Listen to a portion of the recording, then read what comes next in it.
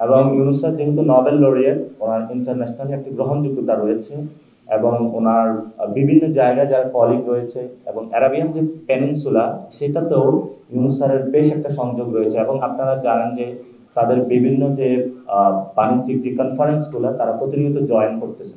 তা আমরা আশা করি যে যেহেতু ইউনূস স্যারের কথা অনুযায়ী এবং সংযোগ স্থাপনের কারণেই আমাদের অনেক ভাই ফিরে এসেছে, বাকিদেরকেও ফেরত আনা সম্ভব।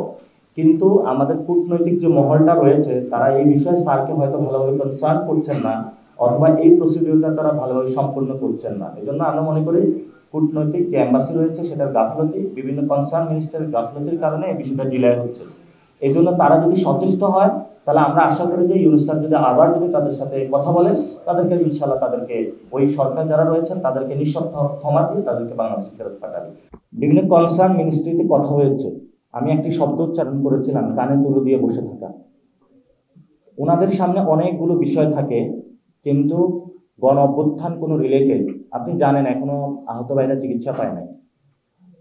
আমাদের শহীদের জাতিসংঘের ফ্যাক্টস ফাইন্ডিং অনুযায়ী হলো 1400 শহীদ, আর গভর্নমেন্টের লিস্টেড অনুযায়ী 830-এর কাছাকাছি শহীদ।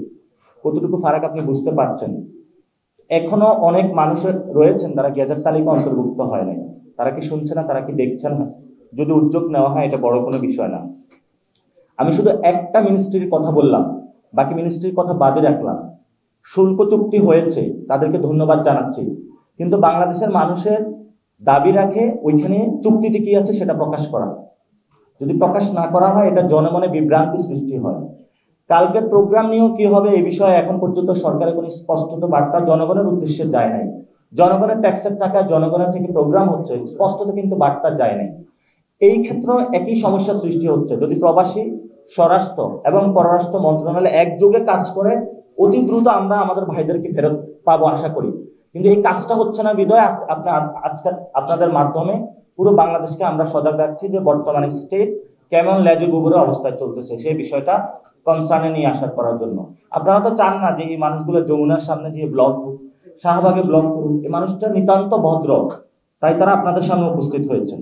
আপনাদের ভাই বোন বাবা মনে করে আপনারা ওনাদের পক্ষে দাঁড়াবেন, এই কামনা আপনাদের কাছে।